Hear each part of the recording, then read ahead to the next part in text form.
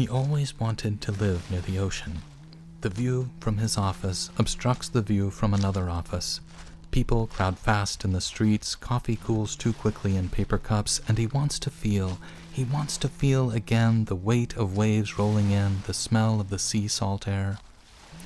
"There's no rest for the weary," his friend says across the room, leaving the office for the day.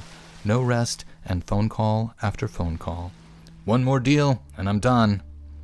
Just enough is never enough. It seems the world is not enough.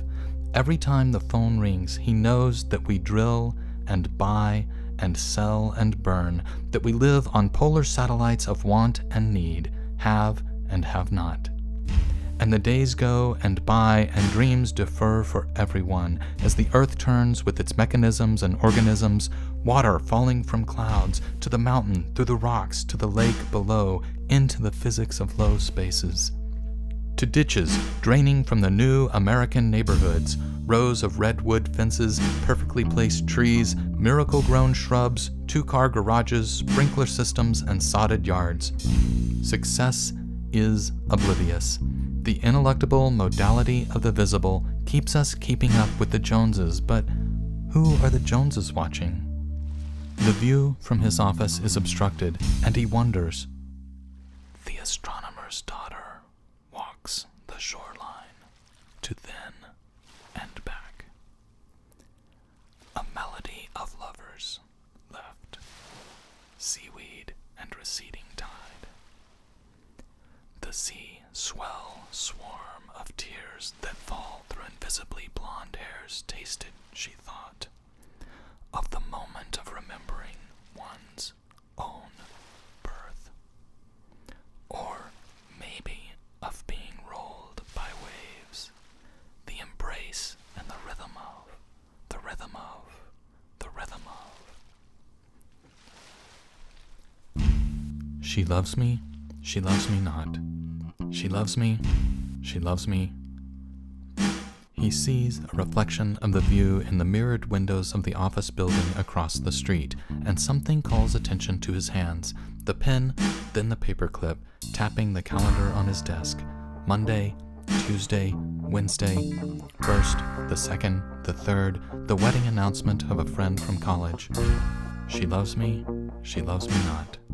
Small petals plucked. Childhood, the silentium perpetua of the eventual silence. Answers fall along a fractal. He feels waves of weight rolling, feels the infinitive to be, or I am not, I am. As the earth turns, the wind feels opposite. He remembers the sun, the wind, her hair, the softness of her voice, the humpback whale breaching, and everyone rushed to one side of the boat. He seagulled into memories. Wednesday, Thursday, Friday. Tap, tap, tap. The phone rings and the phone rings. The proofs, the figures ranged in columns before him. He watched unaccountable the charts and diagrams. The flashes and specks of the people formulating phrases on the sidewalk below. The newspapers pile in corners with elm leaves. Vodka bottles clink over cracks in the concrete. Phones ring from every place. Dates and lists, to-dos and ways to be accumulate like drunkards in corners. To be on time, they'd have to leave at 7. The phone kept ringing. He was living a list of things he'd rather not.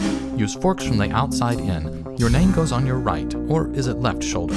I can never remember. It wouldn't fit the straps of that dress anyway. Oh, nice shoes, belt, purse, Nordstrom, the rack, on sale. Did you hear the story about the cookies? Isn't that great? Isn't that Neiman Marcus? Kenneth Cole, Calvin Klein, DKNY. Just shoot me an email. What's your cell? Look me up on Facebook. New York, London, San Francisco, Tokyo. If they're not all flashes and specks, what are they? It was late in the day. He wanted a glass of water. She was calling again on the other line. Yes, sir, I understand, sir. May I recommend, though, she didn't leave a message. He just wanted a glass of water.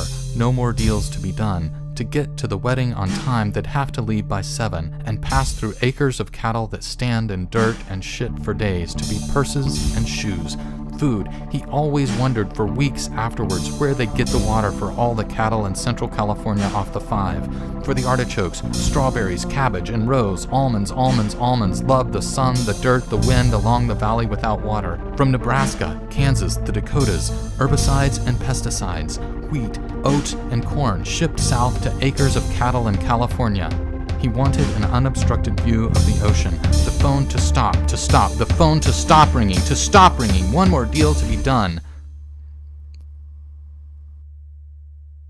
And sand, sand, sand. Slept, we, wind, wept. Sand, sounds, night, down. Waves, womb, tide rise, sand, and sleep sounds, sleep sounds, sleep sounds. He just wanted a glass of water, an unobstructed view of the ocean, the woods behind his house in 2nd grade, the creek along the road to school, Sunday afternoons in the car next to his dad, the silent streets and autumn highways, dirt roads, bicycles and fishing poles, hiking boots, books, and river bluffs, pine needles on blue jeans and flannel shirts, the dull downtown closed, flagpoles, flower gardens, people at pianos and living rooms, painting houses and raking leaves, picnics, lakes and swings, creeks, crawdads, cousins, aunts, uncles, sisters, brothers, mothers, fathers, friends, horseshoes, singing and vegetable gardens, wild turkey sandwiches and homegrown tomatoes, blackberries, and homemade ice cream. The phone rings. Tap. Saturday. Tap. Sunday. Tap. He looks at the reflection of the view, the sun setting on the bay, and he wonders, is the water moving, or is it the light that moves? And when it slows, becomes something we think we can see and touch. If it is only light, why do we thirst for water?